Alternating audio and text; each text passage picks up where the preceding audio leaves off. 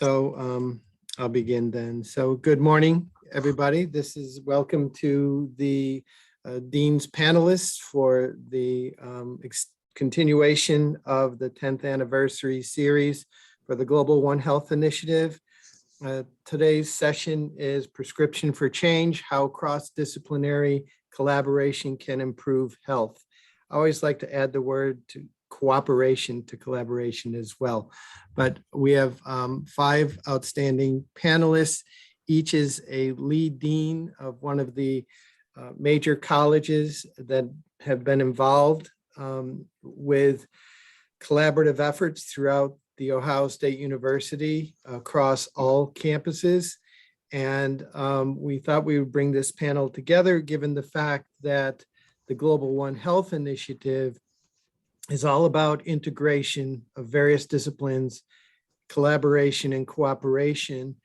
And each of the colleges represented here have been players in helping the evolution of the Global One Health Initiative, either directly or indirectly, but every college represented here and some others that are not represented here today have faculty members who have been involved in this collaborative effort. But today's session goes beyond just One Health collaboration, but collaboration in general, in integration. I'm Dr. Michael Bisesi. I'm the Vice Dean for the College of Public Health and Professor and Interim Chair of Environmental Health Sciences. And the format for this morning is I will introduce each lead dean alphabetically. We'll just go through the list and they will provide a presentation. We are keeping this relatively informal, so somewhat of a presentation / discussion, morphing into some panelist discussions. So I want to begin with Dr. Carol Bradford, who is the relatively new dean of the College of Medicine. Dr. Bradford is an internationally recognized head and neck and cancer surgeon and scientist and leader in academic medicine. She is the dean of the OSU College of Medicine, vice president for health sciences of the Ohio State University Wexner Medical Center, which is the clinical enterprise, the Leslie H. and Abigail S. Wexner Dean's Chair in Medicine and a professor in otolaryngology, head and neck surgery. So I used to be on the faculty of otolaryngology at the former Medical University of Ohio as a toxicologist. But anyway, so it's good to meet you by Zoom. And so Dr. Bradford specializes in head and neck cancer surgery. She has a highly esteemed career, highly published. And I'll turn it over to you right now, Dean Bradford, for your comments. So thank you so much for that very gracious introduction. And it's truly a privilege and an honor to serve on this esteemed panel with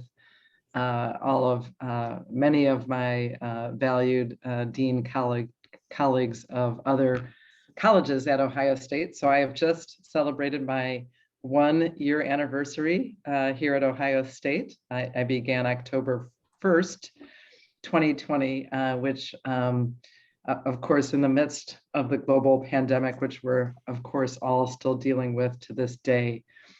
And the other, I think, exciting news for the College of Medicine is that we have just now are in the process of finalizing our strategic plan, where we have a bold ambition statement, which I'll share with you right now. And our ambition statement is to be a pioneering College of Medicine that transforms the health of our communities through inclusive and innovative education, discovery, and care. And this really includes transforming the health of communities. And you'll notice that the communities is not specific, but it's Central Ohio throughout the state of Ohio as a public land-grant university, but clearly with an impact across the nation and across the world with the work that we collectively do. So I'm really, really excited to listen and learn this morning how we can continue to work together to advance the Ohio State University Global One Health Initiative. And again, as a high-level summary, this is Ohio State's largest interdisciplinary team operating on a global scale, with 15 of our colleges participating in this program. And we have valued partnerships in the world, specifically in Brazil, Ethiopia, Kenya, Mexico, and Tanzania, Thailand, and Uganda. And so what's interesting, having joined in the midst of the pandemic, is, the pandemic has challenged all of our ability to travel globally, but it's a real opportunity to think, how will we collaborate even more effectively to tackle global challenges and global disease. And I think actually infectious diseases are one of the primary ways that we can make a huge impact. Big news even this week on the global front is a vaccine for malaria coming forward, that and having been somebody who has traveled and participated in global health and global education throughout my own career, I think it'll be really, really interesting to think and explore together today and moving forward, is what projects can we continue to tackle? And again, I really think many of those, not exclusively, but the infectious diseases, so tuberculosis, COVID-19, and things like malaria, that really do take lives globally and locally. So I thought I would comment on how important interprofessional education, research, and care is to the College of Medicine. That is front and center. I would also add, in our new strategic plan, diversity, equity, and inclusion is a distinct pillar, as is, interestingly enough, health equity. And health equity is really something I think that we are uniquely poised to tackle collectively for a number of reasons. One is that we're a public university, clearly with our land grant mission. Being situated in the capital of the state of Ohio, I think gives us great connection. And I think that there are health equity challenges in our immediate community that can also have a meaningful global impact. And again, I believe we are better poised than most, and perhaps any university in the world, to have a global impact. I will also add that I value all the colleagues, the university resources, and again, we have 7 health science colleges and many other important colleges. They're all important on our campus to really begin to think about creative solutions to save lives. And I think, as I reflect, and I'd really like our, the COVID-19 pandemic is really tangible proof that we need to continue to work together to address critical public health issues that I think we're going to continue to face as a world, and to work to implement crucial measures to mitigate the world's present and future epidemiological challenges. And I think the solution to so much of our challenges, our global challenges, and again, I would add food security to that as well, is how interdisciplinary teams of educators, scientists, and clinicians can really pioneer breakthrough healthcare discoveries. And again, the pandemic continues to challenge all of us. There's not a day I don't learn something new, including this morning about the challenges. So the news out of this morning is that the Pfizer immunity is not as great and long lasting as we hoped it would be, although it's very effective in preventing hospitalizations. But so I really look forward to learning from colleagues about creative solutions to save lives. I think we've been a leader in COVID-19 prevention and treatment efforts. I will highlight something that I highlighted in my recent State of the College address, where we've really led the way in monoclonal antibody infusions that are truly saving lives for those that are infected with COVID-19. And we've administered 1,700 monoclonal antibody infusions, and we believe that that has likely saved between 25 and 30 lives and many, many more hospitalizations. So we can really be leaders in all sorts of efforts, and how we think about that on the global landscape is critically important. I'll talk next about our efforts. Andrea Feifel is our new Vice Chancellor for Interprofessional Practice and Education. And I think thinking differently about how to educate the next generation of healthcare professionals to work in interdisciplinary teams is vitally important. And I think that, again, that does have and will continue to have a global impact. And patient-centered care, lowering the cost of care, the accessibility of care, those are all really super important issues for us. So we've, our college, I will remind everybody, is also home to the School of Health and Rehabilitation Sciences. So we have physical therapy, occupational therapy, respiratory therapy, radiation therapy, professional students all in the College of Medicine, which is a little bit different than what happens nationally. The Global One Health implementation and support is imperative, not only to face emerging pandemic threats, but in rising to meet the challenges, which are actually pretty significant, of 21st century healthcare and dismantling the disparities that we see in our immediate community, in our nation, and in our world. And again, we are collectively committed to delivering compassionate, safe, high quality, and equitable care to every single patient, locally, nationally, and globally. I really think GOHi is a remarkable collaboration among our amazing Buckeye community and its many partners, and it really serves as another tremendous example of Ohio State's dedication in addressing critical public health issues through meaningful partnerships.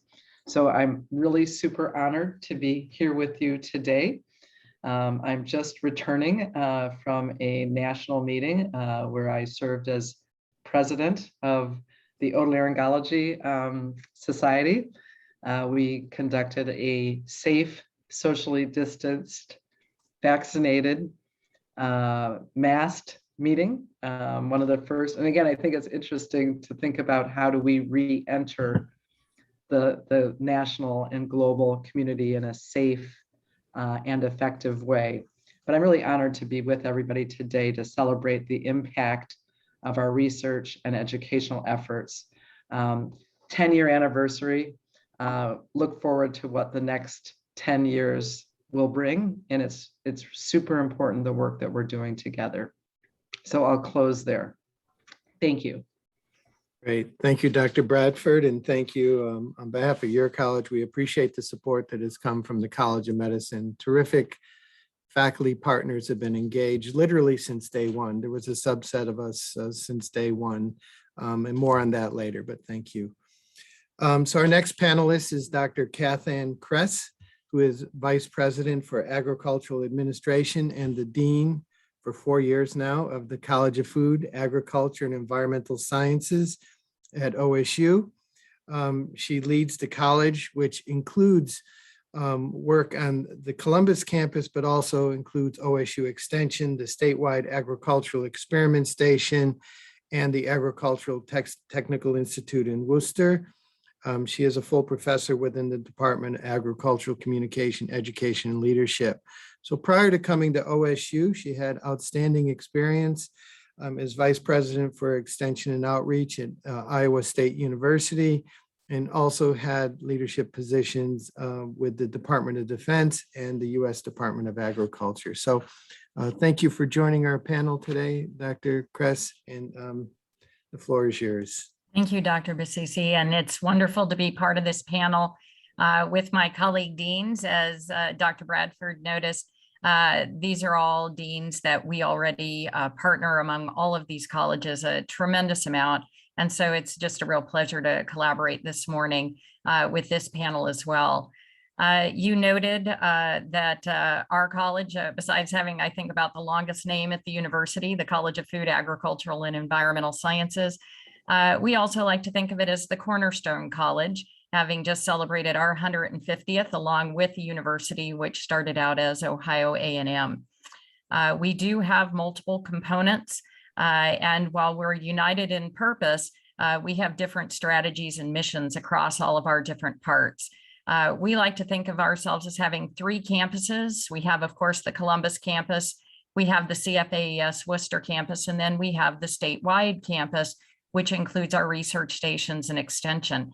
And a lot of people don't know that our faculty and staff are actually divided evenly, a third across those 3 campuses, deeply involved in our statewide research, teaching, and extension enterprises. Our college is really very focused on systems. And while we have our roots in agriculture, we've evolved. And so the future includes for us a complex blend of important disciplines and systems. And this work that continues to evolve around the food, agricultural, and environmental systems over the past 12,000 years has had a profound impact, not just on agriculture, but it's agriculture that has led to the evolution of civilizations. It has profound impact then, as you can imagine, on health, the environment, and nearly every aspect of human experience. And I think that our scientists are deeply involved with the scientists and the educators across our entire comprehensive university. And that's one of the things that's so unique here at The Ohio State University, is even if you look at the disciplines represented on this panel today, it's not very often at institutions across the United States you can see this blend that can come together to be able to address the kinds of challenges that we face today. And so just even that comprehensiveness is a tremendous asset. In our college, across all of our different components, we share one fundamental purpose: we sustain life. And we build on the original purposes of agriculture, which were essentially to harness the energy of the sun, the primary source of energy for our planet, and convert it to the food, fiber, and fuel so humans can use it. We're also committed to scholarship across 3 key mission areas, and that's, of course, our teaching, our research, and extension. And our commitment is to serve our state in addition to the whole country and our world. As a land grant, we represent the part of the university that's part of a cooperative structure with the federal government, the state government, and county governments, all dedicated to integrating research, education, and extension to improve the food and agricultural sectors, the environment, and we hope the quality of people's lives. We educate not just college students, but individuals across the lifespan. We work with K-12 through our 4-H programs and our school programs, and we work to ensure that groundbreaking scientific discoveries are brought out of the laboratory and into the hands of those who can put them to work. We reach about 1.5 million people through our extension programs. Many of those individuals, including the younger ones, stay with us for 10 years or more, repeating their participation in educational programs or getting certificates as part of their experiences with us. What we really are trying to do is to balance this dynamic in these really complex systems. And there's three in particular that we really focus on. And that is ensuring viable agricultural production, while at the same time ensuring food security and safety, and doing that while making sure that we have environmental and ecosystem sustainability. It's the doing all three simultaneously that makes it incredibly difficult and very complex, and something that requires then far more than the one or two disciplines that we used to think about when we just focused on yield or other things like that in agriculture. Within our college and our strategic plan, the first one that always I think epitomizes our college is our students first philosophy. We're really proud to lead at the university with our student success metrics and our student first philosophy. We pay a lot of attention to how we prepare this next generation of scientists and leaders, and we're constantly trying to think about ways that we can create hands-on experiences for our students to really understand the systems nature of the work we do. And so everything we do with our students, we're trying to think about the partnerships and the broader understanding they need to have to be able to really do the work that's going to be required of us in the future. We have then essentially 4 of these grand challenges that we think about in our college. The first one I already mentioned, the future scientists and leaders focus. We also do a lot of work around sustainable systems, as I mentioned, with the viable agricultural production and balancing that with our ecosystem. And that includes things like carbon management, water quality, soil science, and all of that. We also work a lot in what we think of as a grand challenge, where the rural-urban interface comes together. And we recognize that there are opportunities and tensions as you look at where rural and urban come together. And we think that it creates a great area for our research to focus on. And then our final of our main grand challenges in our college is, of course, One Health, and where you see the intersection of plant health, animal health, environmental health, and human health. We have a number of key partnerships right now where we again bring our focus on systems, from internal systems like our Foods for Health discovery theme that works with everyone else, and really thinks about things like the microbiome and metabolomics, and all the work we're doing, including like Dr. Jess Cooperstone and her transdisciplinary team working on tomatoes and how tomatoes can put an end to cancer. We also have a lot of work that is done looking at broader systems. Dean Bradford mentioned the importance of infectious diseases, and certainly how all of us had our attention riveted on the pandemic. Our Center for Food Animal Health, which partners extensively with Dean Moore's College of Veterinary Medicine, looks at all the different ways that human and animal health intersects, and ways that we need to keep track of emerging pathogens and the microbial contamination of food and other sources of transmission. We also have our Waterman facility in Columbus, 270 acres, right in the heart of the 14th largest city. And there we have partnerships with the College of Medicine and the James with our Garden of Hope, which is really looking at how foods can help with the survival of cancer. We also have our new controlled environment food production research complex coming along out there. When it's completed, it will house cutting edge research on plant health and its potential positive impacts on human health. We are also underway with a multi-species animal learning center at Waterman that will bring people and animals together, and really the ability to think about all the different ways human-animal interactions impact our health. And we're also actively engaged with the new West Campus Innovation District, the new interdisciplinary research facility with its focus on health. And we're there, again, focused on systems, the community health, environmental health, and then the internal systems of the microbiome.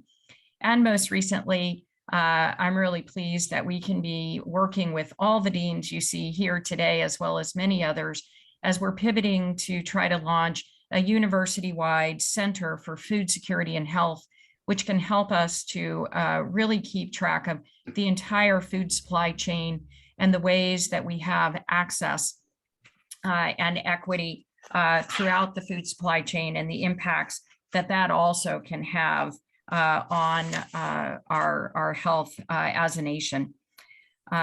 All these dynamics really point to the fact that what our college focus is on are those systems and the dynamics that intersect with the human condition. We acknowledge that there are so many tensions and opportunities which exist within our very own disciplines in our college alone, the perspectives, our constituents and their perspectives, and the focus, whether it is rural or urban, whether it's around equity and access of food and how that impacts health, production, agriculture, and the environment, or the applied and basic sciences. This is all part of what I think makes our college a robust place to be, and we're delighted to be part of this comprehensive university and these colleagues today. So thank you. Great. Thank you very much, Dr. Kress. That was excellent and certainly broad scope, reflective of the size of your college and the history as well. Just a brief note related to CFAES. So the original paradigm, which is still embraced by most organizations that engage in One Health, looks at the interface of human health, animal health, and environmental health. But thanks to CFAES, we were able to expand the paradigm here at Ohio State, and we added plant health as a component. So often you'll hear us speak beyond human, animal, and environmental health, and we include plant health. It's part of our strategic plan as well. So thank you for that. So it goes beyond water quality and food safety relative to sources of exposure and potential infectious disease. So thank you for that. So our next speaker is Dr. Anil Makaze from the College of Business. He has been Dean and John W. Berry Senior Chair in Business in the Max M. Fisher College of Business. He has been here for several years. I think if I recall right, you moved up the ranks as the Senior Associate Dean at one point in the College of Business, I think when we met. He's recognized as an expert in the field of finance, particularly capital structure, corporate governance, and valuation. He has more than 20 years of experience in academic leadership roles. Prior to his appointment here at Ohio State, he served as Senior Associate Dean of Fisher, as I stated, and served on the faculty of the Business College. He holds various positions on boards and consultative, highly sought after by major periodicals for his expert commentary and opinion. And I always like to give credit to the College of Business because it practices what it preaches. It really is a well-oiled machine in terms of how it approaches the academic world. Having started my profession in the world of business, they're not always the same. And I think you've done a great job leading the efforts for the College of Business to sort of integrate that academic side along with the business side. So again, thank you. We've had wonderful students and faculty from the College of Business. So the floor is yours. Thank you, Michael, for those very kind words. And of course, it's a great pleasure to join a panel of my very distinguished colleagues. I also want to call out that this is a special moment because we are celebrating 10 years of GOHi, and something to note. And I think the topic is a very befitting one for several reasons, and if I can belabor a few. Importantly, we should note that when two disciplines come together, the interface is a very productive space. And indeed, what I want to do is share some examples of how when you bring these two different areas together, it synergizes both, and that there is innovation and there is greater impact. An economist might have said that if you take any one discipline, I don't care which way, and keep on pushing that, you will reach marginal diminishing returns. But if you bring multiple areas together, it will innovate both. So from that perspective, I'd like to share with you some examples.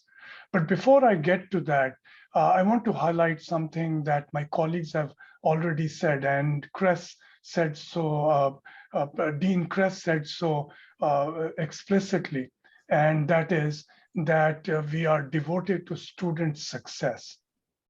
So the work that we do on interdisciplinary content is important to the education of our students as well, because it opens their minds to new ways of thinking that fall outside of the one discipline that they might be in. And finally, given that this is under the umbrella of Global One Health initiative, I'd like to point to some examples of where we as a college have participated with them as well. So essentially what I want to do is share some examples with you, both on what students have done and also what research has done in the context of health and the business school. So in terms of examples of what students have done, let me refer to a program which we refer to as GAP, that is Global Applied Projects. And these are ones in which under the oversight of a professor, students actually travel to an international location and work on a project. And the examples I'll give you are ones that deal with health. So in the years 2015 and 2016, Greif, which is a local packaging company, developed a backpack for carrying water. Now we are all familiar with pictures of women crossing the landscape with, carrying water over their head. It might look exotic, and but at the same time, we know it's probably bad for their backs, and you don't know what the infections that such water carries, etc. So Greif developed this sanitary backpack. And what did our students do? They traveled to Kenya and they looked at how to assemble it cheaply, what would be the supply chains, and how this could serve as a supply of safe and secure water in the household in these faraway villages. So they put on the backpacks, walked the mile, and worked on the supply chain for creating that. Another example, this one from Tanzania, working with the Global Water Institute. Students went and studied the sourcing of water, about what were the incentives and how you could set up companies that would actually drill water and enrich the water supply in the countryside.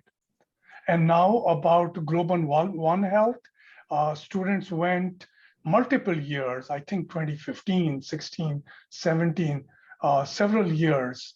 And this is, of course, pre-pandemic, and looked at the delivery of the rabies vaccine in the countryside. And that's a pretty challenging proposition because it requires certain temperature controls, etc. So here are some examples, but these examples don't have to be from abroad. And I can give you examples here from home. You see, there are a lot of children here in Ohio that are food challenged. So in one of our master's programs, Masters of Business Operational Excellence, it was the project of the class to work with the Mid-Ohio Food Bank about how to make deliveries of food to thousands of children in Ohio. I'm sure our students learned a lot. They learned a lot in those global applied projects. They learned a lot in the Mid-Ohio Food Bank project as well. But it's not only these projects, it's also fundamental research. And I'm going to give you two examples of how we learned a lot and at the same time contributed. Interdisciplinary work is very productive. So some of our faculty worked with the Mayo Clinic and worked with 40 different clinics to improve the delivery of primary care. And what was the result? It resulted in reducing congestion in emergency care. That's an example, a wonderful example. And I'll give you one last example before I close. And this is the example of what we did with the Wexner Medical Center. So tremendous benefit to research on both sides. Our faculty learned a lot. This was on a very important topic, and this is the care of kidney transplant patients. It turns out that 30% of the patients that leave the hospital return within 30 days because something has gone wrong. And we began to apply with, of course, the great expertise of the Wexner Medical Center, which taught us about the 90 different instructions that go as a patient becomes outpatient. And worked with the experts there to understand which were those 20 or 30 most critical instructions and how to harmonize those instructions as different individuals worked and gave instructions to the outpatient. And it turns out that there are these 20 or 30 important ones where if you don't follow them in certain regimen, you land up coming back to the hospital. Later, this was expanded by using patients that had successfully followed these instructions, and by the way, reduced tremendously coming back to the hospital, that became mentors to future patients. So you see, none of this our faculty could have done on their own. Incidentally, the Mayo Clinic material landed up in the Harvard Business Review.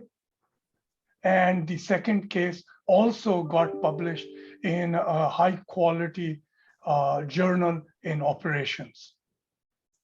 So I hope these examples are demonstration that the space of interdisciplinary work is highly productive, and that these examples demonstrate that, as my colleagues have already said, that collaboration amongst us is very productive. Thank you. Great, and thank you very much. And I appreciate those examples. They're outstanding examples, especially relative to the Global One Health work.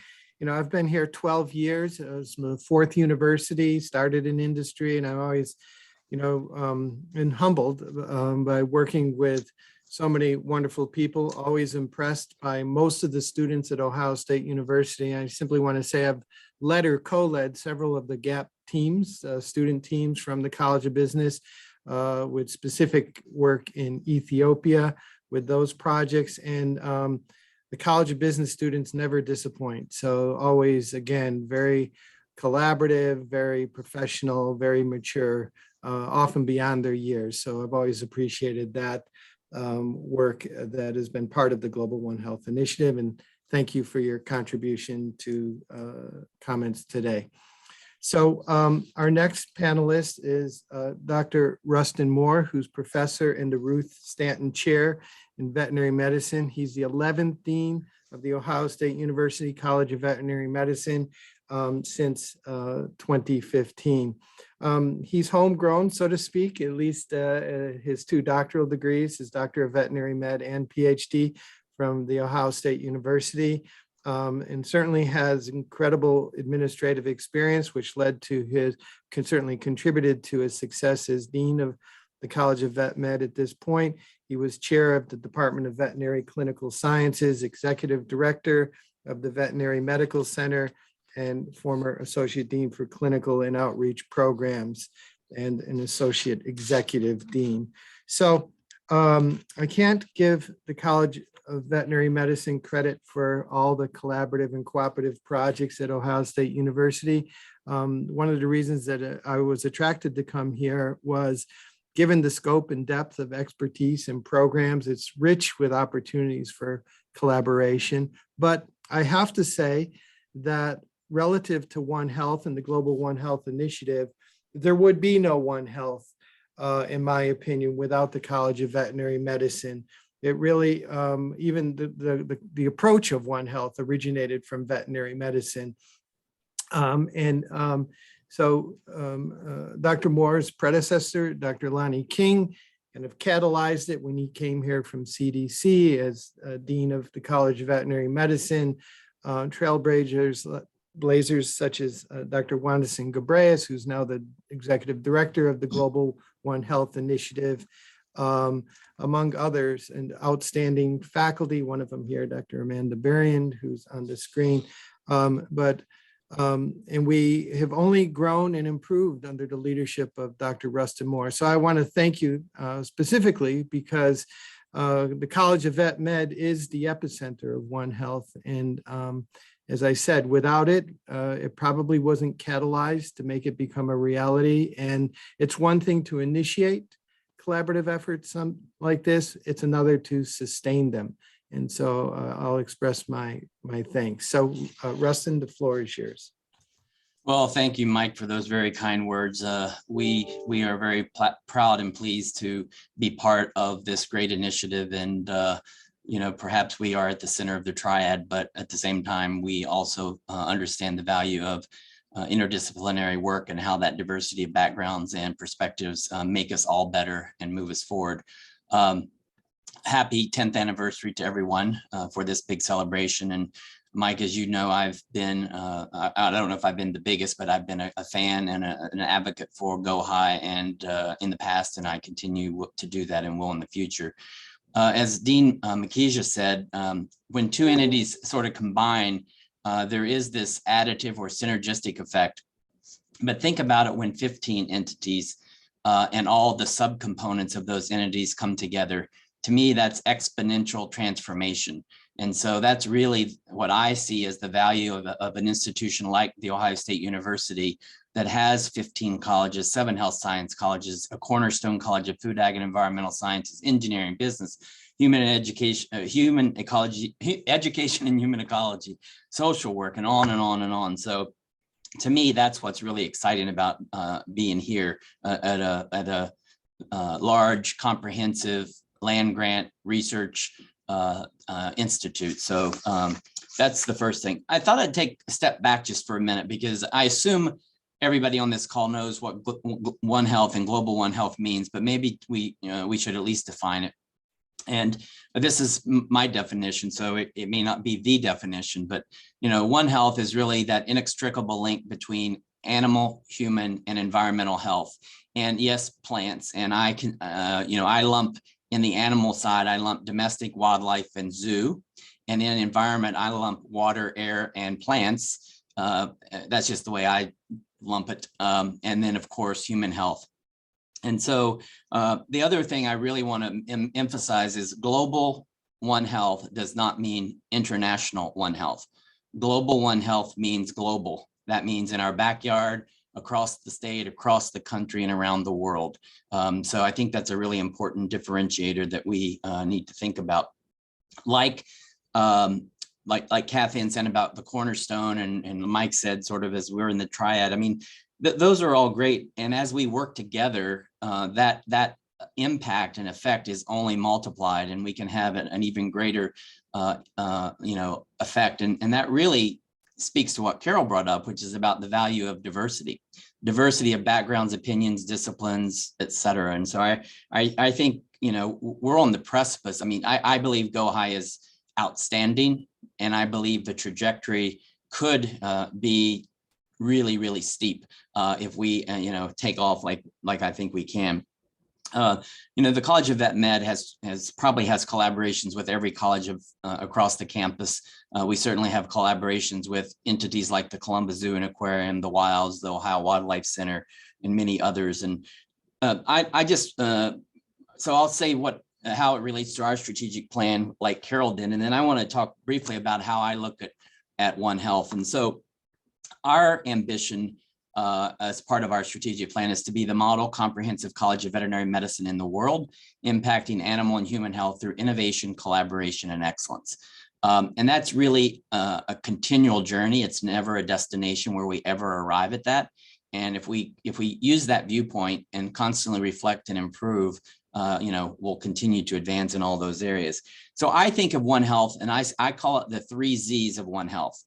One is zoonotic diseases, and we've already talked about a lot of those, and I'm not going to go through them, but certainly we have a large infectious disease institute here, and all of people here probably have faculty that are part of that. A Center for Retrovirus Research, a lot of coronavirus, SARS, COVID-2, COVID research among many colleges and people here. And, part of that is what's called an eScout program, which is around surveillance of wildlife, domestic animals, water, et cetera. And, that's really interesting. And, and there'll be a publication come out real soon where SARS-CoV-2 was detected from nasal swabs of some deer. And so that's an interesting development, and not sure really personally what to make of that. But the other thing I think, if you move on to some of the other things like avian or swine influenza, we do have at the college, but also with other people, an animal influenza ecology and epidemiology research program, which is nationally recognized. We also have, it's not really infectious disease, but it's related to it, an antimicrobial resistance and stewardship program at the university that's part of the Infectious Disease Institute, and many people, many colleges are involved in that because antibiotics are used in livestock and poultry, antibiotics are used in companion animals, antibiotics are used in people, and they end up in the environment. And so all of those things are really, really important. And actually Ohio State is the only institution in Pan America that it serves as a reference lab for antimicrobial resistance for FAO. So those are some pretty big feathers in the cap of this institution. And I don't mean Vet Med, I mean the university, because of that collaborative interaction. The next thing, and there's so much more I could go on, Carol, I think, mentioned Ethiopia. 60,000 people around the world die of rabies every year, a completely preventable disease. So, we're working with others here in Ethiopia on that and in other areas. Next Z is zoobiquity, which is a fancy word for comparative medicine. So if you think about, I'll just give a couple examples. Cancer in dogs is very similar to cancer in people. So studying spontaneous cancer in dogs and looking at potential therapies or diagnostics, et cetera, can actually translate very nicely, at least along the research path for things that might be available and helpful in the human area. Infectious diseases, we mentioned those, but some of those actually can be in wildlife and make their way to domestic animal and make their way into the food supply or into animals. Neuromuscular skeletal disease, I'll just give you an example that degenerative myelopathy in dogs is a great model, or one of the best current models of amyotrophic lateral sclerosis or Lou Gehrig's disease. So that's a model that can be used, and there's many, many others. The final Z is a term called ZooEA. ZooEA is defined as the health benefits on people of interacting with animals, and that can be physical, social, behavioral, mental, emotional, and psychological. And that is one of the pillars of the Center for Human Animal Interaction Research and Education, which is a center housed in the Department of Animal Science in the College of Food, Ag, and Environmental Sciences, and has many other colleges that participate in that. So that's something I think is really important. And there's a lot of ways, from reducing blood pressure, recovering from heart attacks or strokes, emotional support, or other types of support for Alzheimer's, autism, post-traumatic stress syndrome, and much more. The other thing I wanted to sort of emphasize is sort of what Kath Ann was talking about, food. And this is a little broader than what she referred to, but I'm going to say food production, security, and safety. And, if you think about the farm to table approach, veterinarians play a key role, as do others in the agricultural sector, in preventing and maintaining health and production of livestock and poultry, but also healthy food and preventing foodborne diseases and things like that. So it's really a very comprehensive approach. And so I think those are some of the things that I wanted to highlight, and there's a lot I could talk about, but I know we have limited time, and I think we probably want to get to the question, so I'll stop there. Great. Thank you very much, Rustin. Much appreciated. Our final panelist is Dr. Don Pope Davis, who is the Dean of College of Education and Human Ecology at Ohio State. His passion is using higher education to address issues of equity, economic growth, and the psychological well-being of educators and students. And I don't think there's ever been a time where there's a greater need for all of the above than the last few years. He's been an educator for more than 25 years. He came to Ohio State with an already impressive record of academic administration as Dean of the College of Education at New Mexico State University. He was also in senior level positions at University of Notre Dame. He is a member of the steering committee of the Deans for Social Justice and Equity in Education and Council of Academic Deans from Research Education Institutions. The College of Education and Human Ecology has been another one of our outstanding partners to help in the evolution and continuous quality improvement of the Global One Health Initiative. And again, as with each of the 5 colleges, I'd like to say 6, I'm representing the College of Public Health, but with each of the colleges represented here today, we have had outstanding faculty involvement, and in many cases, student involvement and the College of Education and Human Ecology continues to contribute very strongly. So thank you for that. Thank you for your leadership of the college. The floor is yours. Thank you, Mike. Appreciate being part of the panel.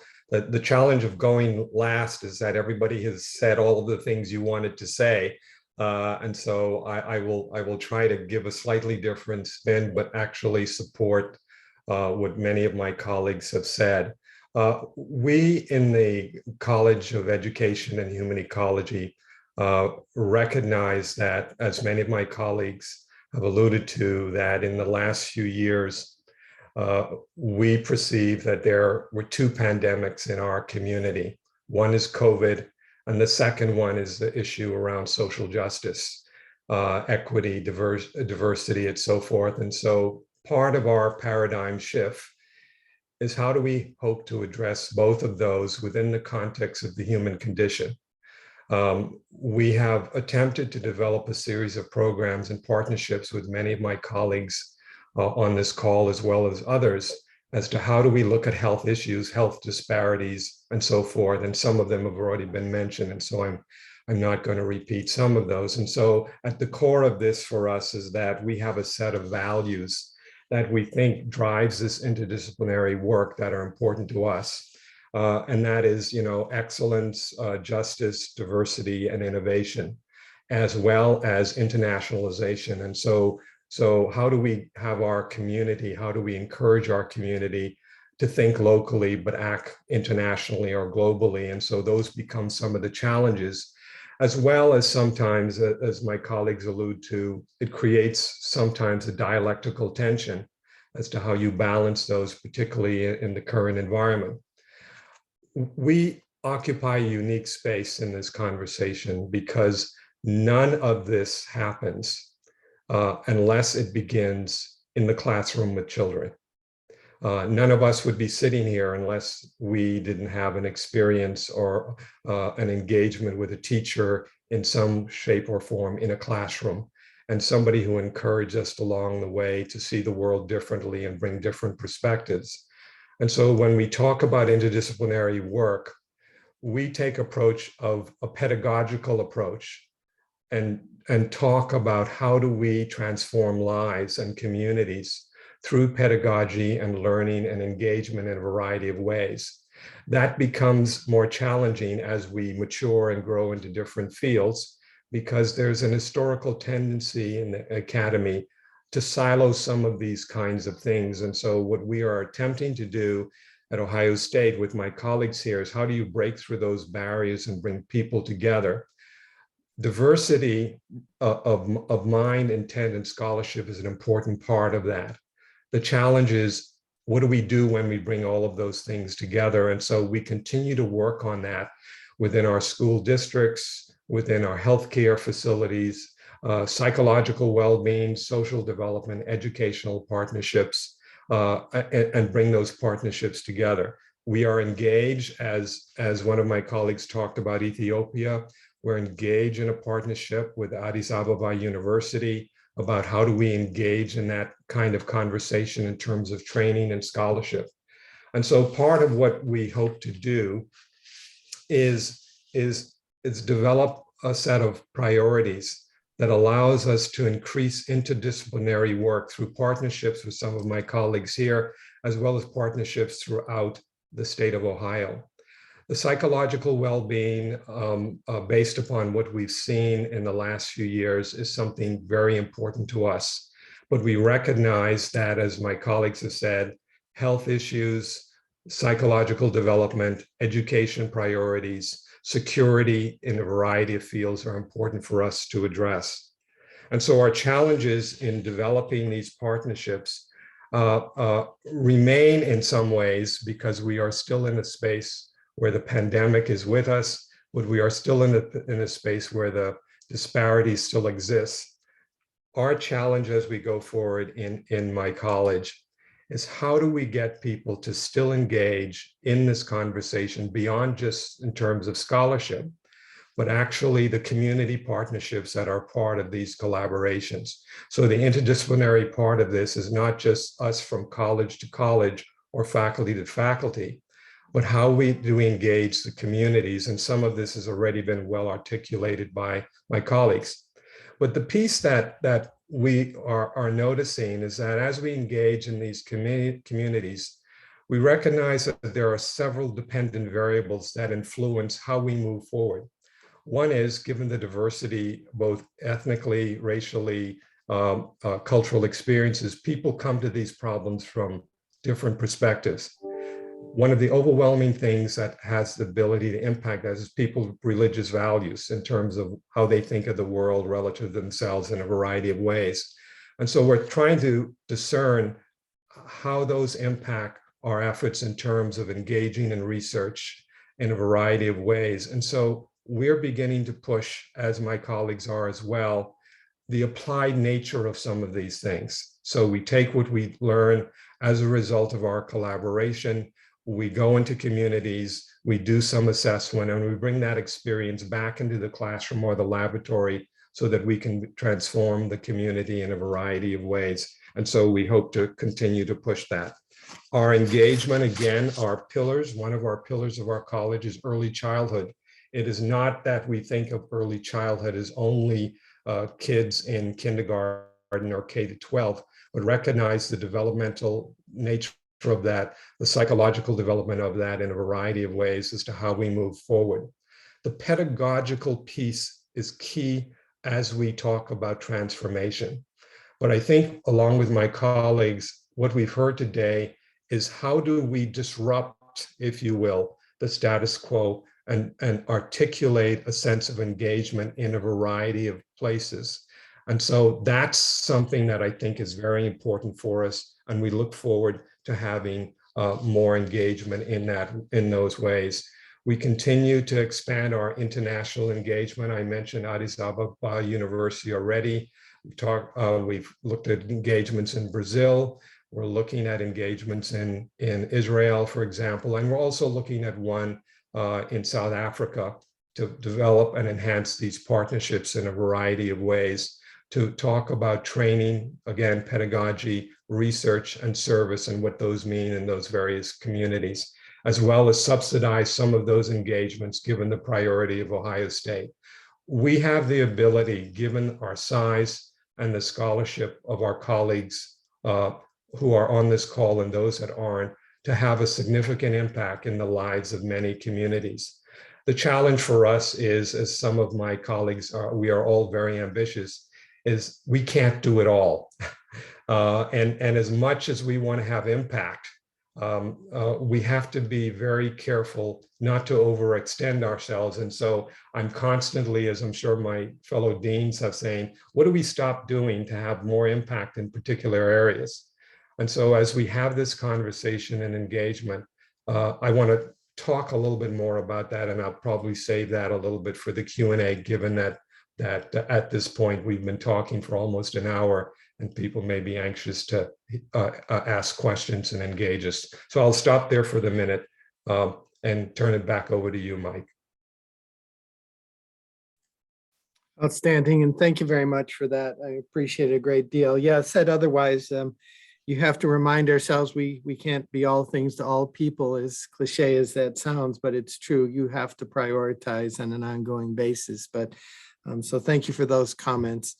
And again, the contributions from your college have just been and remain outstanding. So, so as Dr. Moore stated, we use the word global, but we use it the way it's really intended: local, national, international. That is really our interest. But the local begins within the university. So Global One Health is one. So would anyone want to share some of your approaches or an example of how you initiated or catalyzed a successful collaborative effort or efforts at OSU while you've been in your present leadership position? Anyone? I could say a few things about that. So if you look at our strategic plan, it explicitly talks about a global mindset. So yes, we are talking about within that umbrella, a set of activities that might fit with the global, One Health initiative. But I think a global mindset itself is a desirable objective. And now we can start talking about all the various things that we do in that setting. So whether it is which countries in the world we emphasize and why, for example, Fisher has typically looked at Brazil, China, and India.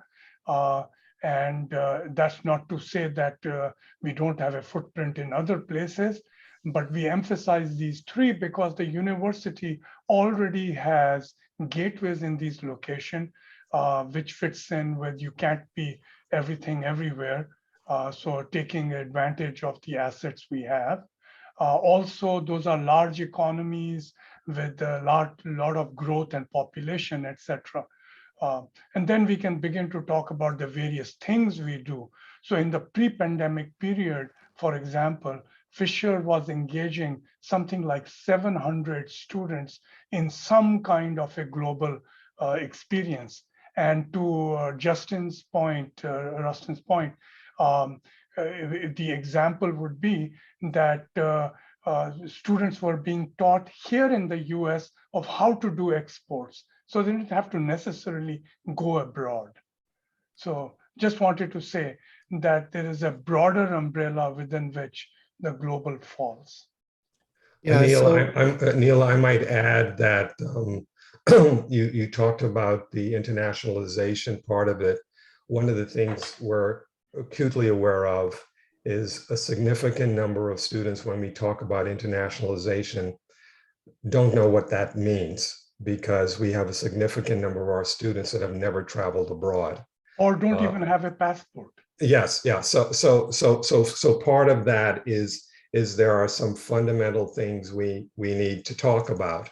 as to how we can help them understand that because of that experience. And so the pivot that we're trying to do is begin the conversation was, how do you think of the world, if you will, so that they can have, so that we can begin to engage people in a variety of ways. But I really support the point you've just made.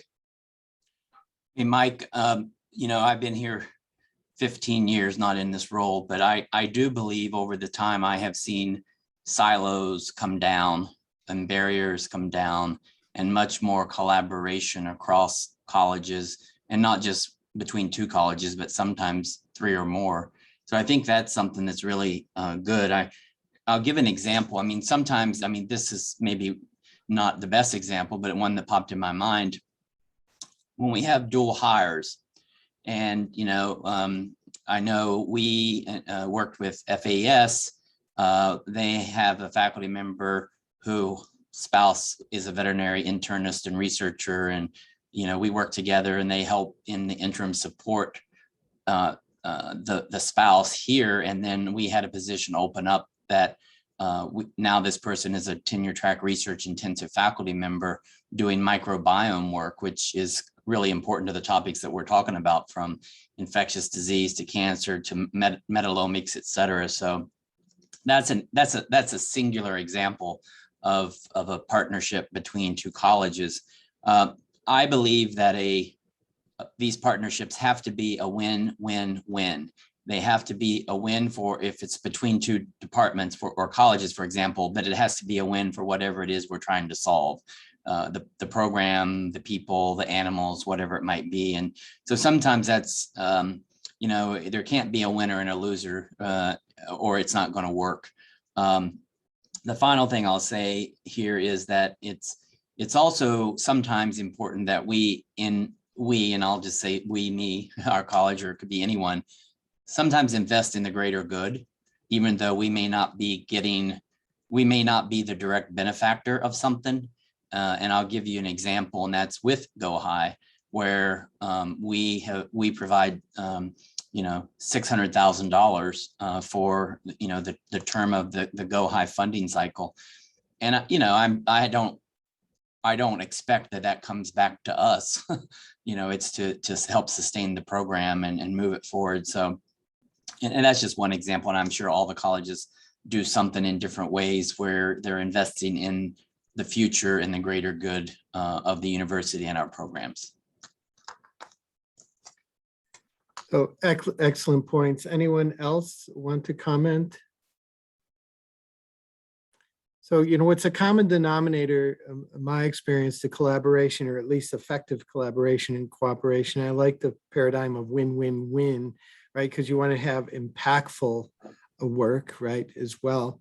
But leveraging, and I think Anil, you alluded to this, right? We have finite resources oftentimes. You have to be creative, and those resources in the form of people, places, and things. And it's really about leveraging what we have. And then the synergy comes oftentimes. Even part of the evolution using Global One Health Initiative as just one example is, at the beginning we were chasing, right? We still chase. But now external organizations seek us out, CDC, USAID, among others, because of the cooperation and collaboration that has been demonstrated as we've worked with them over the years. So it's an ongoing effort, but none of it works. And you can't sustain it without leveraging and sharing resources, for sure. So in the greater good, it's One Health. It's not in the definition, but it's all about the greater good.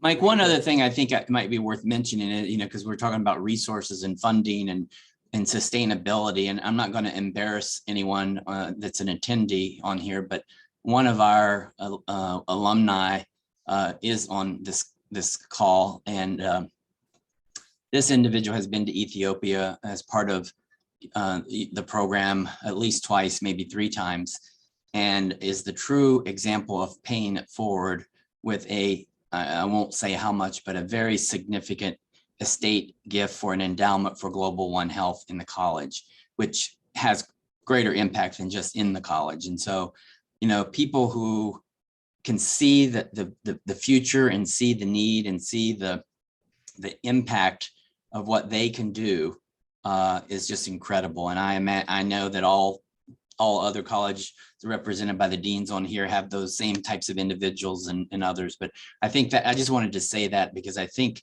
those are the type of people that see what we're trying to accomplish with this type of program.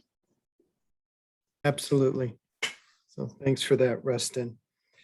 So what have been some barriers, though? I mean, so it's often stated, I'm sure you've heard it, the advantage of Ohio State is its size, its scope and depth, and it's rich with opportunities for collaboration and cooperation, but it sometimes contributes to weaknesses. And so what are some examples of some barriers you've experienced either within the university or even trying to stimulate sustainable collaboration with community partners?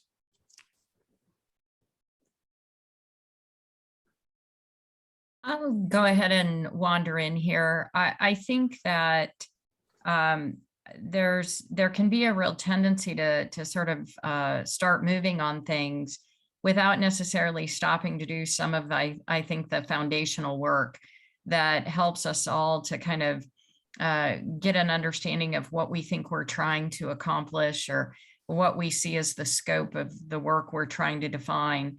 And each of us kind of brings our different mindsets, even when we're trying to collaborate and, kind of come together, and we may all see the same issue very, very differently. And I find that sometimes we don't stop and take that time to kind of level set and understand the scope or understand the perspective or the goals or where we're going. And it can lead to, at first, it's just a little bit of variance, but then as something goes, the variance can get bigger and bigger and can end up causing a lot of problems in terms of people's expectations or what we understood was going to happen. But we're such a fast-paced place in many ways that, once we start moving on something, it can be hard for us to think about how to stop and really make sure that we all do understand what we're talking about. It was even like Rustin saying, let's make sure we all understand what we mean when we say One Health, right? I think that we come together, we all go, oh yeah, this sounds great, let's do it. And sometimes then don't think about the implications. So maybe we think about the faculty hiring plans that can help incentivize us to move in a direction that's a priority. But then we don't think about all the wraparounds that go with it. Like, how will we also support spousal accommodations, or how will we also support, retention of people who are already here who maybe want to, shift some of their focus now to this, or how do we ensure that we're going to have the laboratory facilities that can work together in support of this new direction we're going. And so sometimes, we get going so fast with let's go out and recruit these fabulous new faculty, and maybe we get them, but then we haven't really done all the things that could help us longer term to be successful or to retain them or to build that gravity around them, that community around them, because we didn't stop and kind of scope out what we think we're doing. I don't know if others have that. I see Carol's nodding her head, and a few others are as well. But I think that can be part of it. I think the other thing that is part of it is it's harder for us too to kind of pick up the rug and look underneath it to the places where there may be issues that prevent us from moving in some directions. And certainly, for my college, I know we've spent a lot of time thinking about diversity, equity, and inclusion, and what are all the ways that we can address having a diverse faculty. And to me, sometimes it's the big initiatives that we talk about, like the REHS initiative that the university is sponsoring. But more often than not, it's those things like I talk about where you pick up the carpet and you look underneath it and realize that we have small things that convey something about how welcoming the community is, or how successful you're going to be here. And I'm not as always convinced that we do as good a job with those things that impact people in their everyday, and that ultimately I think make a decision about whether they see this as a place for themselves to thrive versus the great big initiatives that we make big announcements about and cut ribbons about and things like that. So I might chime in on this. I think it's a great question. And I think one of the many things that we're faced with that is a challenge for us to overcome is bandwidth. Bandwidth in the middle of a continuously pivoting pandemic that has challenged us endlessly. But I think that what I would say is I think our global One Health initiative and collaborative partnerships are really, really important. And it strikes me, having been here a year and learning a lot more, even on this call this morning, I challenge us to think about structure and process, and where are we having the conversations to advance this really, really important initiative for education for our students and for the ambition of the entire university. And it's, you know, it strikes me that we spend a huge amount of time in meetings, but I'm not sure that we, though not this meeting is fabulous, but in routine meetings, and I'm not sure we bring the important university collaborative initiatives to those routine meetings at the university level. And again, as part of our One University,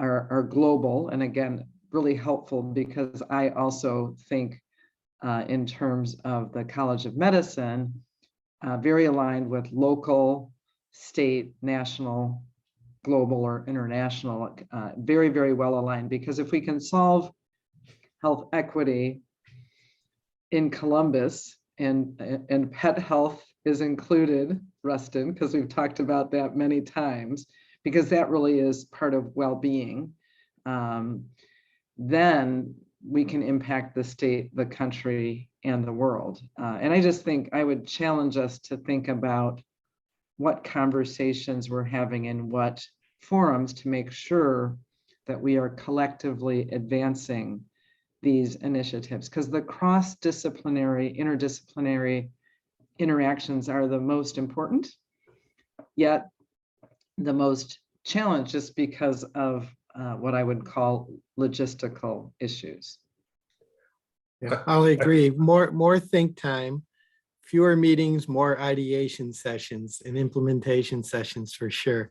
Don, did you have some comments? Yeah, Mike, I wanted to support both of my colleagues. I particularly like what Kath Ann said, you know, how looking under the rug, if you will. The challenge for us as deans is that we have a really great idea like what we're talking about today.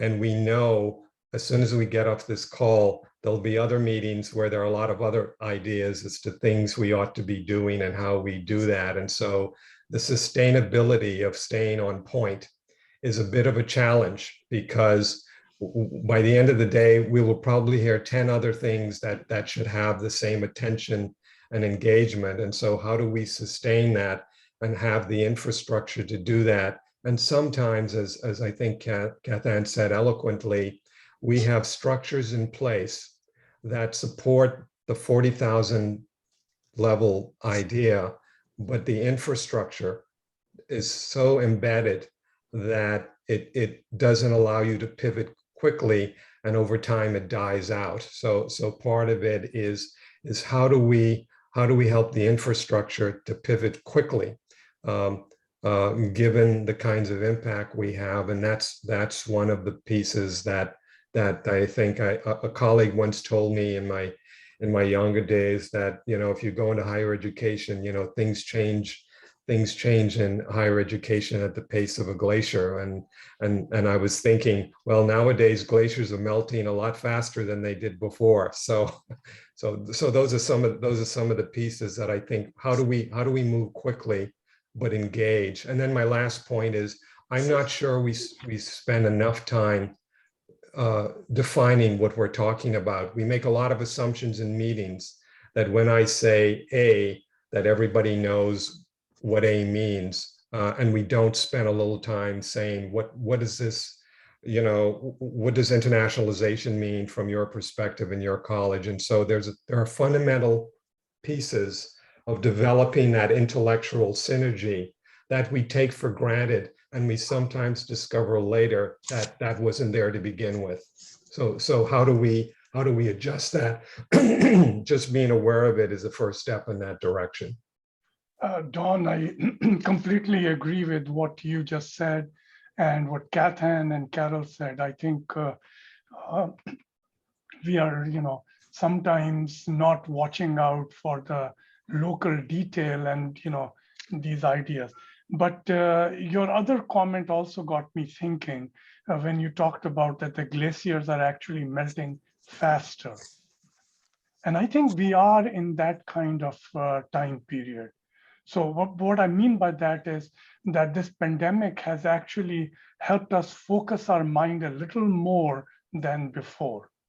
So yes, I think the greater problem, I agree with Kathan, you and Carol, but this pandemic has helped us be a little more focused. So I'm reminded of a paper that one of my colleagues wrote here about racial bias in Amazon type of delivery in the last mile.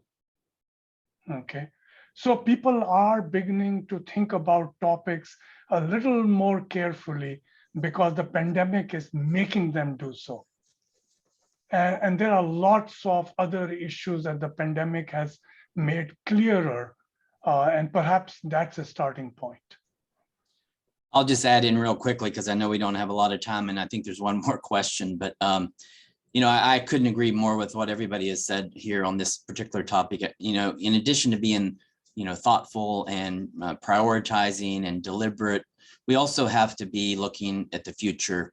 And, we have to, because, a lot of us might be looking what's on our calendar today or our week to next week or whatever.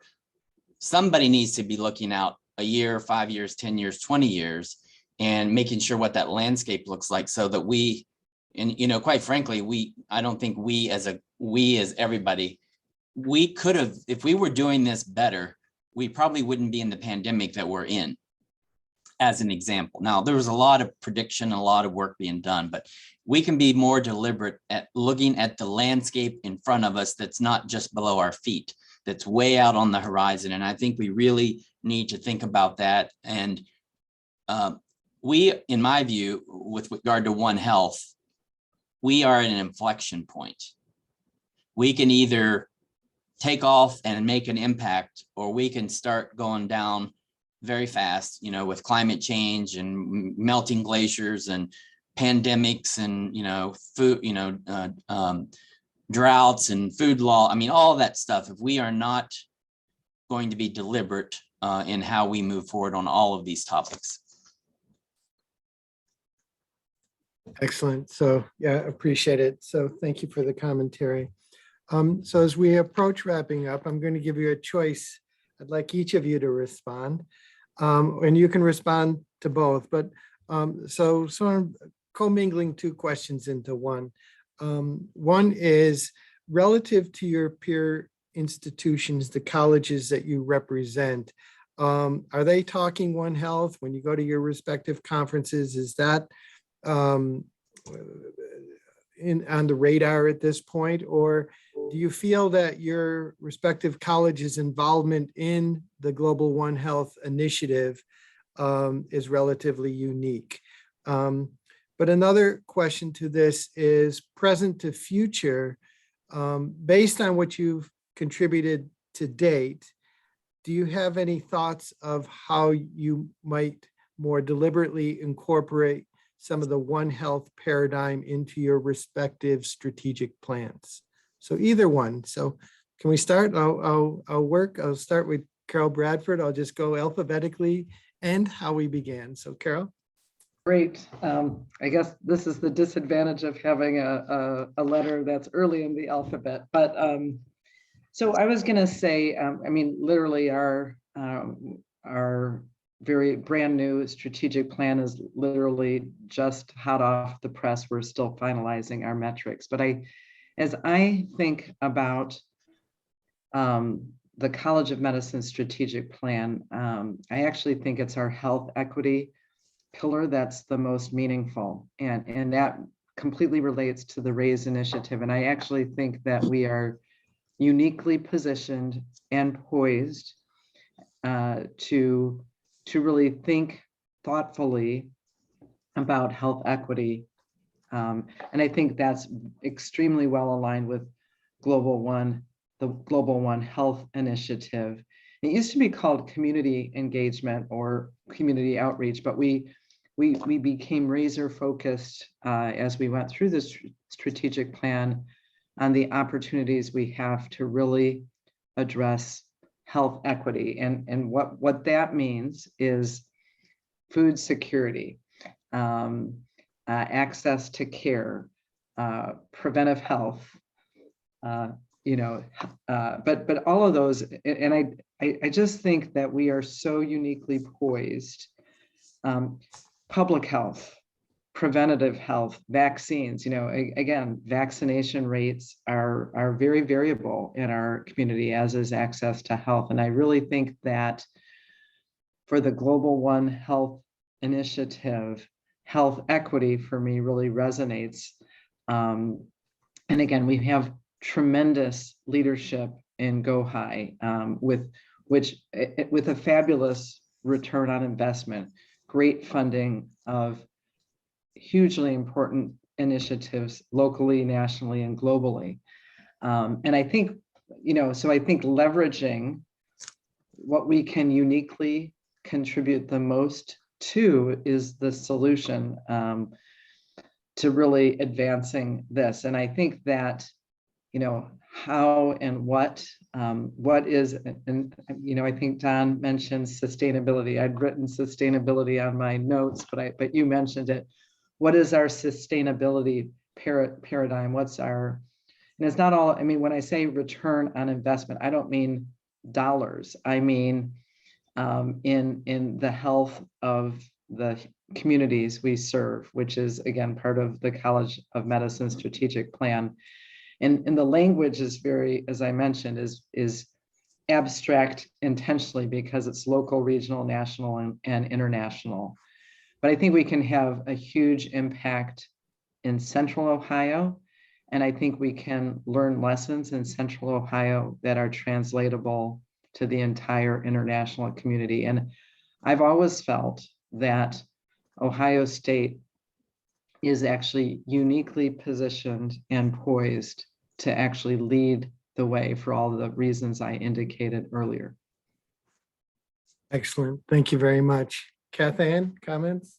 Yeah, Michael, thank you. To your question about the peer institutions, I think a lot of our peer institutions are talking about One Health, but whether they have the same opportunities that we have here, I think remains to be seen. There aren't many, as I mentioned earlier, where you combine the colleges that, for example, Rustin and I represent right alongside the medical and some of the others that we have here. That's a great and unique opportunity for us at Ohio State.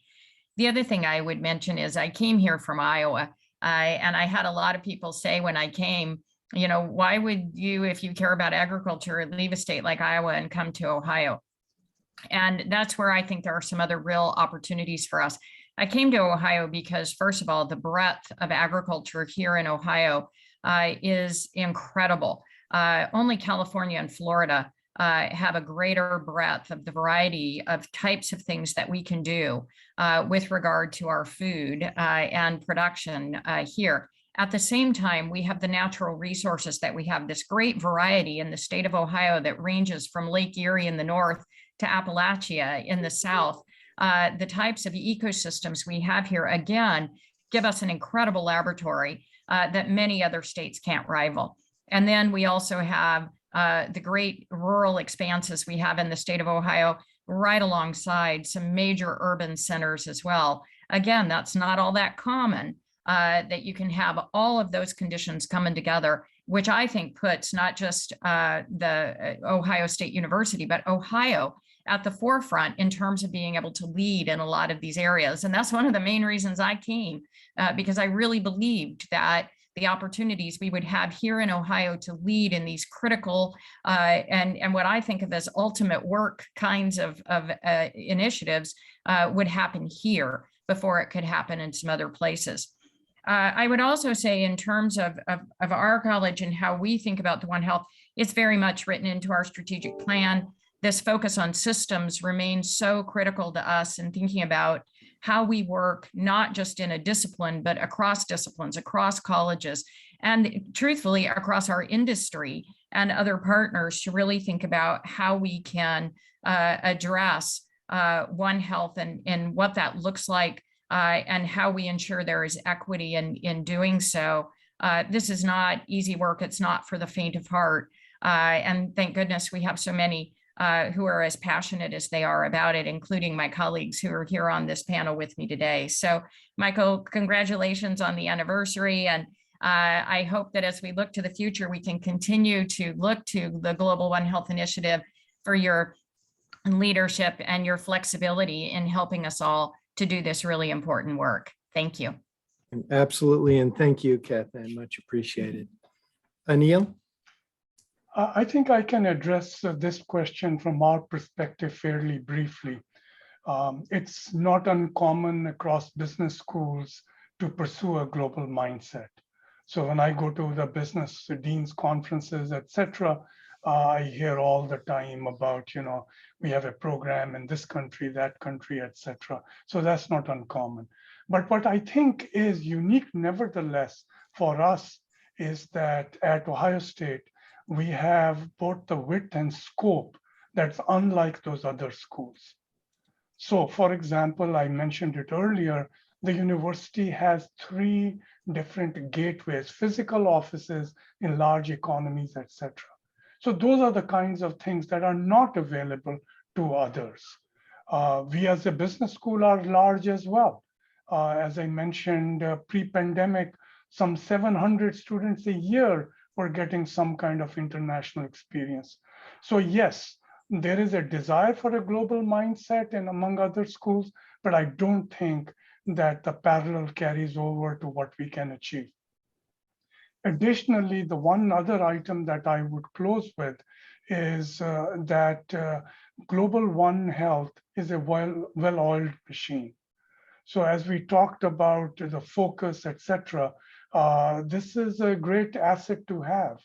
And for us to have our students participate in various programs within the scope of Global One Health. So that's also an advantage and distinguishes us from the others. Very good. Michael, thank you for the opportunity. I found this conversation truly insightful. Oh, you're very welcome, and thank you. That was very good. Thank you. Rustin? Sure. So as you said, Michael, VetMed sort of for a while has sometimes sort of led the way with the One Health concept. And so like Kath-Ann said, with many of the agricultural schools, most colleges of veterinary medicine have pursued, some more than others, some dip their toe in and others are way out in the water in terms of One Health. Some of our peers, like the University of Minnesota, like North Carolina State, like UC Davis, like University of Florida, those are, and a lot of the reason for those is the same reasons as here. They have on the same campuses or nearby all of these other health sciences and agriculture and things like that. So I think that that's sort of the magic solution or the magic of how that sort of works. And we do partner with many of our colleges of vet med. There's actually a group called GOHi, which is basically it's those colleges of vet med that are part of a clinical and translational science award through NIH. And there's about 12 or 15. And I just put in the link or in the chat here. I'm going to share a link if anybody wants to look at that, just so people can see which institutions are there. Let me just briefly address the second point. And this is an idea I've had for a while, and I'm not going to say it's my idea, but I think one of the ways that we can address many of the things with regard to healthcare of people and animals, whether it includes access and affordability, whether it's about social determinants of health or healthcare equity, is taking a One Health approach to delivering healthcare. Many people are skeptical of the human healthcare system or whatever, because, probably because of false information, et cetera. But we do know that people will take their pets for care and pay for care before they'll do care for themselves, whether it's medications, whether it's an exam or whatever. And this happens in Canada, and we've done it locally on a very small level, where if we could bring together the various health providers, whether it's optometry or dentistry or medicine or nursing or whatever. And we also, people bring in their pet for care, and while they're there, they're getting their blood pressure taken, they're getting their eyes examined, they're getting whatever. I think we could set an example that would actually be helpful, in most rural communities where there is a shortage of people in many healthcare areas, and many people are not willing to go because we have to make it affordable, accessible, easy. And what we do know is if we can build a relationship of trust around their pet, they are more likely to reveal information about themselves that could help the human healthcare providers provide the proper care. So that's my pitch. And by the way, congratulations again, happy 10th, and thanks for involving me. Sure, and thank you, Rustin, and totally agree. And that's, again, on the horizon of this evolution, the expanded innovation is to put more of this approach, the concepts surrounding One Health, into practice. And so you just gave an excellent example of integrating clinical practice that interface between human and animal. Outstanding, great.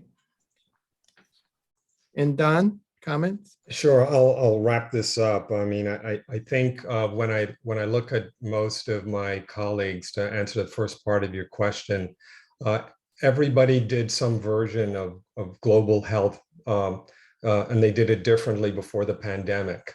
Many institutions have had cut back because of resources allocations, whether it be local or internationalization, and a number of them are figuring it out. What like Kath Ann, one of the reasons I was attracted to this position is because of the scope of Ohio State, but more importantly, my college is an anomaly in the field. There are only 2 colleges in the country that are called colleges of education and human ecology. Most of them have a very different approach, and because we have education, human ecology, we have the ability to get into health in a variety of different ways. And I won't bore people with what that looks like, but it presents a paradigm that allows us to look very different. And it would be very hard to do that in other places, given our scope. The traditional approach in education, as many of my colleagues know, is to focus on teacher education or only leadership or higher ed. And those are all very important, but we take an ecological approach in my college. And so we have economists and historians and kinesiologists and all of those and psychologists and all of those people that bring a different sense to it. So I think in some ways, while some of them are doing this, this is not, this in the current environment may be a bit of an anomaly. To the second part that I think my colleagues have mentioned, I was thinking of the healthcare skepticism that Rustin spoke about. For some communities, the skepticism is historical because of how certain racial or cultural communities have been treated by the healthcare system, to be honest. And so when you begin to talk about medical engagement, you see some of those histories that have been passed on from one generation come into play. And so the tension is, how do we continue to push healthcare engagement while simultaneously making caregivers aware of some of those historical legacies that prevent people from engaging in that. And so the holistic approach is something that I think my colleagues have mentioned that we need to advance in going forward. One of the examples that I saw when I was an administrator at another university that got at some of these issues is, I remember being present as a dean at the end of the day in a school district. These these 8 to 10 vans showed up as schools and parents were picking up their kids. And one van was the dental clinic. The other one was a medical physician. The other one was food disparities. I mean, it was just an incredible environment. And so what the community decided to do in addressing this is that they took the services to the community rather than making the community come to them. So I was just impressed with that, because families showed up at the end of the school day because they knew they were going to get these kinds of care. And so one of the things we have to think about, and I'm not suggesting that we don't do a version of this, but I think we can be much more holistic, is how do we bring what we say is important to us and engage in the community so that they aren't always coming to us, because that sometimes sets up a tension. We're the experts, so you come to us, rather than going to the community and saying, what do you need? How can we do that better? And again, I'm not suggesting that we have that paradigm, but it's an opportunity to pivot again and provide the One Health approach with the community, and recognize that for many of our community members and partners, they are less concerned about the research we do than the impact it has in their lives. And so when we think about that, our research is important in our scholarship and the higher education, but in the lives of the people we're trying to impact, I think my experience has been they're less concerned with how many articles I have and have written on a topic, and more concerned about how is what you're doing going to impact my life. So the outreach activities, and I know we're doing some of this, and I just think we need to put more effort into those things, particularly as we go forward. Thank you, Michael. Great, and thank you. And my sincerest thanks to each of you. This was really complimentary with an E in terms of your responses, your presentations, greatly appreciated. Thank you for your leadership of your respective colleges. And I would say more importantly, thank you for your respective passions, because that's really what it takes to keep moving things forward. So again, this concludes the panel presentations and discussions. Thank you very much. And I'll simply say to be continued. Thanks again. Hey, Michael, this was also complimentary with an I. Yeah. That's true. And gladly so. Okay, great. Good point. Thank you Thank very you all. much. Thank you. Thanks. Thank you.